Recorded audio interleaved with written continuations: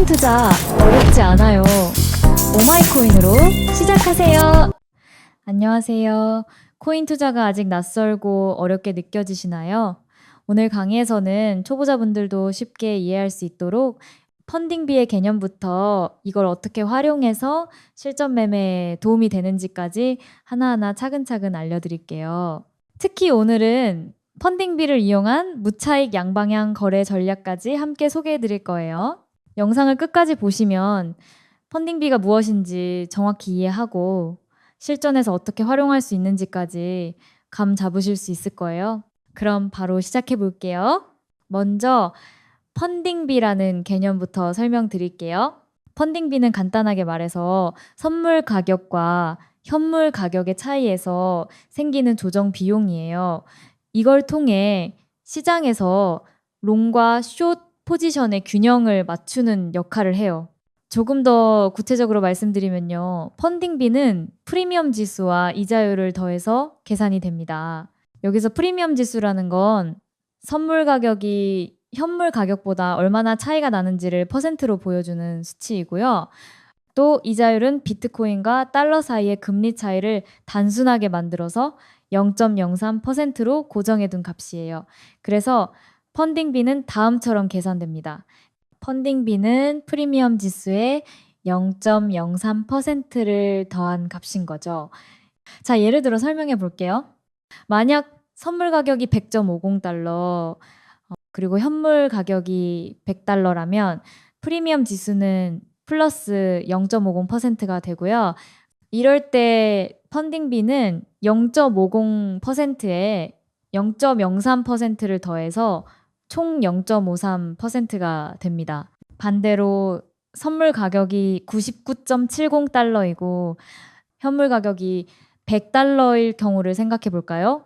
이때는 프리미엄 지수가 마이너스 0.30%가 돼요. 그리고 펀딩비는 마이너스 0.30%에 0.03%를 더해서 마이너스 0.27%가 되는 거죠. 쉽게 말해서 선물 가격이 현물 가격보다 높으면 펀딩비는 양수가 되고요. 반대로 낮으면 음수가 됩니다. 그리고 이 펀딩비는 8시간마다 한 번씩 정산이 돼요. 우리나라 시간으로는 오전 9시, 오후 5시, 그리고 새벽 1시에 정산이 되죠. 이 시간에 맞춰서 펀딩비가 자동으로 지급되거나 아니면 받게 되는 방식입니다. 자, 이제 펀딩비가 양수일 때와 음수일 때 어떤 일이 일어나는지 알려드릴게요.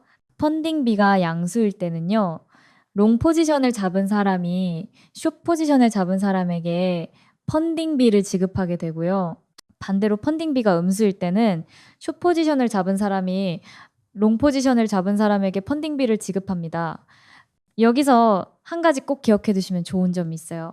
바로 펀딩비에는 거래 수수료가 포함되지 않는다는 거예요. 이건 별개로 생각하셔야 합니다. 또 펀딩비가 너무 과도하게 높아지지 않도록 상한선이 0.75%로 고정되어 있어요. 그러니까 한 번에 정산해서 최대로 받을 수 있는 펀딩비는 0.75%를 넘을 수 없다는 뜻이죠. 그런데 아주 예외적으로 펀딩비가 4% 넘게 표시되는 경우가 있긴 해요. 이건 하루 동안 누적된 펀딩비를 말하는 건데요. 예를 들어 펀딩비 정산이 4시간마다 일어나는 알트코인 같은 경우는 하루에 6번 정산되니까 최대 0.75%씩 곱해서 4.5%까지 누적될 수 있다는 의미입니다. 하지만 비트코인처럼 유동성이 아주 높은 자산은 이런 극단적인 펀딩비가 발생하는 경우는 거의 없어요. 극단적인 예를 들어볼게요. 2020년 3월 블랙스완이라고 불렸던 폭락장 때도 펀딩비는 마이너스 0.06% 정도였고요. 2022년 6월 루나테더 사태 이후 비트코인 가격이 2만 달러로 붕괴했을 때 펀딩비는 마이너스 0.15에서 마이너스 0.2%였어요. 2023년 3월 은행권 위기인 SVB 파산 때는 비트코인 가격이 19,000달러에서 28,000달러로 반등하면서 펀딩비는 플러스 0.08에서 0.12%를 기록했고 2024년 1월 비트코인 현물 ETF 승인 시기에는 비트코인 가격이 46,000달러에서 49,000달러로 급등하며 펀딩비는 플러스 0.06에서 0.09%였습니다. 2024년 7월 비트코인 가격이 6만 달러에서 5만 3천 달러로 폭락했을 때 펀딩은 마이너스 0.03에서 마이너스 0.05%였어요. 올해 비트코인이 11만 달러를 돌파하며 사상 최고가 근처를 유지하고 있지만 펀딩비는 0.005%에서 0.01% 수준으로 펀딩비는 생각보다 크지 않습니다. 보통은 대부분의 경우 펀딩비가 0.01에서 0.1% 사이에서 움직인다고 보시면 됩니다. 그런데 말이죠. 직접 펀딩비를 계산해 보면 거래소에 표시된 값과 조금 다를 수 있어요. 왜냐하면 바이낸스 같은 거래소에서는 단순하게 현재 가격으로 계산하는 게 아니라 TWAP라는 방식을 쓰거든요. 이게 뭐냐면 최근 1시간 동안의 평균 가격을 기준으로 계산한다는 뜻이에요. 정리해서 말씀드리면 펀딩비는 정산 직전 1시간 동안의 평균값, 즉 TWAP를 기준으로 계산되고요. 우리가 실시간으로 보고 있는 수치는 최근 5분 기준 TWAP입니다. 그래서 실시간 가격으로 직접 계산하면 조금 오차가 생길 수 있는 거죠. 그리고 펀딩비는 카운트다운이 다 끝난 후에도 5초에서 15초 정도 지연돼서 정산될 수 있는데요. 바이낸스 거래소 경우 카운트다운 끝난 후 보통 5초 정도 지연이 있다고 보시면 됩니다. 이건 데이터 수집과 검증 과정이 있기 때문이라고 해요. 하지만 너무 복잡하게 생각하실 필요는 전혀 없어요. 실전에서는 딱 이렇게만 기억하셔도 충분합니다. 선물 가격이 현물보다 높으면 펀딩비는 양수가 된다. 이건 롱 포지션을 잡은 사람이 손해를 본다는 의미예요. 반대로 선물 가격이 현물보다 낮으면 펀딩비는 음수가 된다. 이건 숏 포지션을 잡은 사람이 손해를 본다는 의미죠. 그리고 기준이 되는 플러스 0.03%를 넘는지가 아주 핵심적인 포인트라는 것, 이것만 기억하시면 됩니다. 이제 펀딩비의 개념을 이해하셨다면 다음 단계로 넘어가서 이 펀딩비를 활용한 실전 매매 전략, 특히 무차익 양방향 거래 전략에 대해서도 함께 알아볼게요. 무차익 거래란 시장의 방향성과는 상관없이 수익을 추구하는 전략을 말해요. 예를 들어 볼게요. 만약 펀딩비가 양수일 때 첫째, 국내 거래소에서 비트코인을 현물로 매수하고요. 둘째, 동시에 바이낸스 같은 해외 거래소에서 같은 수량만큼 숏 포지션을 잡는 거예요. 이렇게 하면 비트코인 가격이 오르든 떨어지든 내 손익은 중립이 됩니다. 이렇게 하면 숏 포지션 보유자에게 들어오는 펀딩비가 순수하게 나의 수익이 되는 거죠.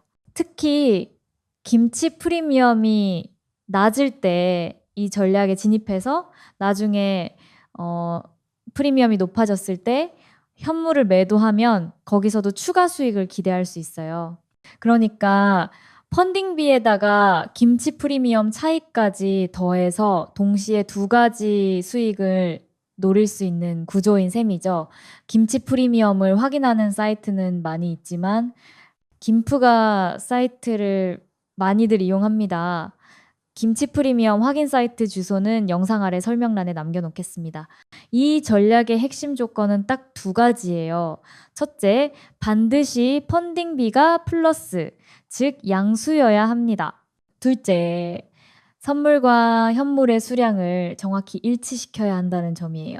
선물과 현물의 수량을 정확히 일치시키기 위해서는 금액으로 거래하시면 안 되고 비트코인 개수로 거래하시면 쉽게 일치시킬 수 있어요.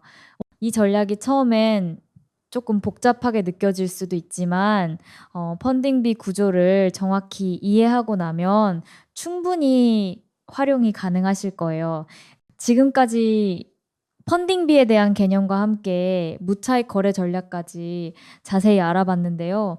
혹시 아직 좀 어렵게 느껴지시더라도 전혀 괜찮아요. 처음에는 다 그렇거든요. 가장 중요한 건 개념을 정확히 이해하고 차근차근 실전에 응용해 보는 겁니다. 참고로 바이낸스 거래소는 영어로 되어 있어서 처음 접하시는 분들께는 조금 어려울 수도 있어요. 그래서 영상 아래 더보기란에 바이낸스 가입 방법 영상이랑 바이낸스 20% 수수료 자동 할인 링크도 함께 안내해 두었으니까요. 처음 선물 거래를 시작하신다면 꼭 확인해 보시길 추천드립니다. 이번 강의가 도움이 되셨다면 좋아요와 구독 눌러주시고요. 더 궁금한 점이 있으시다면 언제든지 댓글로 남겨주세요. 제가 직접 하나하나 꼼꼼히 답변해 드릴게요. 감사합니다.